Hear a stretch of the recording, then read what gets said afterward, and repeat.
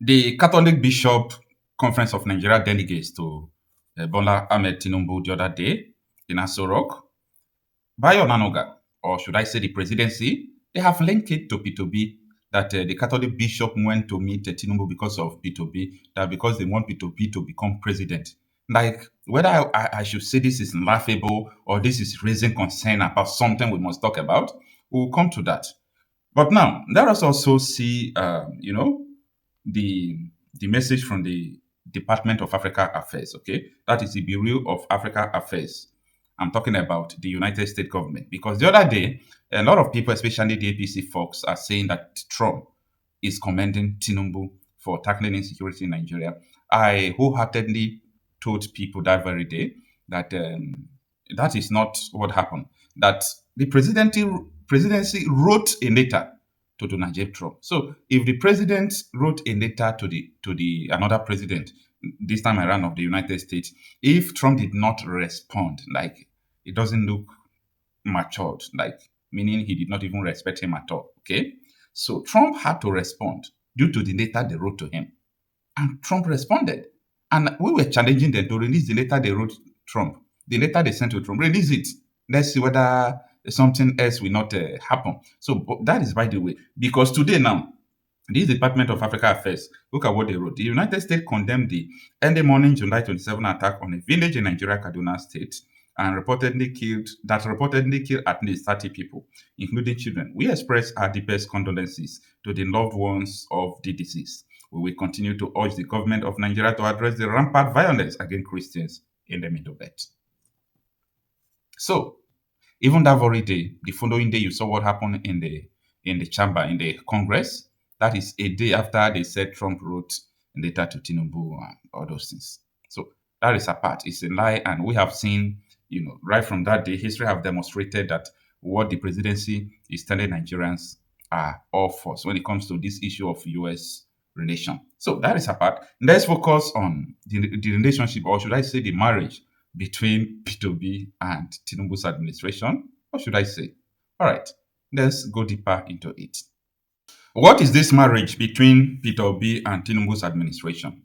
I don't think that this is ordinary. Like everything that is going on in Nigeria, Bayo Nanoga and Bwala must look for a way to link it to P2B. By the way, I'm not talking politics in this video. Okay, I don't talk about politics. Now, you remember what John Onaika, his interview with Charles on Arise News when he was talking about the meeting they had with the president the other day. He said that it was not the meeting did not go well. That everybody left unsatisfied. Okay, Tinubu is not satisfied with their presentation, and they themselves are not satisfied with Tinubu's presentation to them.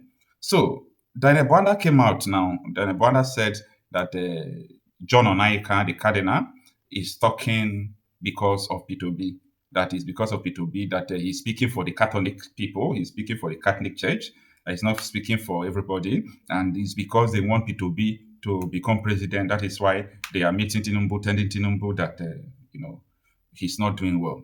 So after listening to what Daniel Bwanda said, I said, yeah, now I understand what John Onaika was saying, that people around Tinubu are feeding him with lies, telling him that there is nothing going on, whereas there is fire on the mountain. But on the other way around, I'm still doubting it, that whether Tinubu knows everything that is going on or not.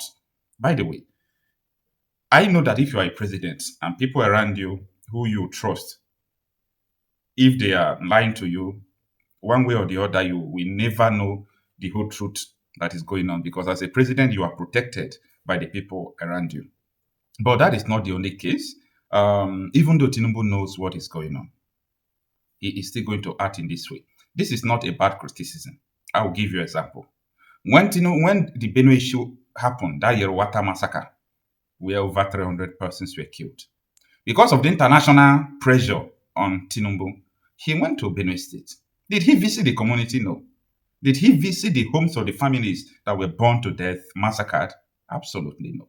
He stopped at the airport. He invited the victims to the airport. And he still complained that the airport, there is no light and he is going back. Like, he knows what is going on, but that is what he chose to do. So that is why arguing that Tinubu knows.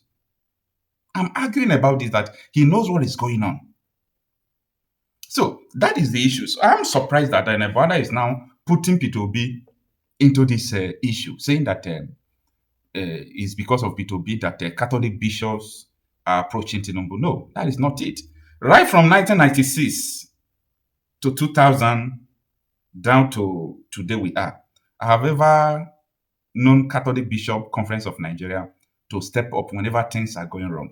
And I used to tell people that while growing up, you know, every morning we used to go to church, and there is this prayer we used to pray for Nigeria then. They call it a prayer of Nigeria in distress. Yeah, prayer of Nigeria in distress. And the prayer begins like this: all powerful and ever living God, we do well always and everywhere to give you thanks. That we present Nigeria, we present our country Nigeria before you. Do save it from anarchy and doom chaos, all those things. I understood that, all those prayer, we did not ask God question before we started praying to Him to save Nigeria. We did not ask God question before we started praying, because all those prayer we prayed in the past. Hey, I'm not trying to be religious here. It didn't work. No, those prayer did not work. It did not work. If we would be on our knees, I'm talking about more than 5 years in a row, we were praying for Nigeria. It didn't work. You understand? So this is not about religion. We must be able to understand our problem and proffer solution to it. At Aburi, they discussed and signed paper. They signed paper. Go and sign too, or was it just all of them? Both of them signed. All of them signed the document. I went to Aburi. You were at Aburi? Oh, yeah, I went to Aburi. I have pictures and all that.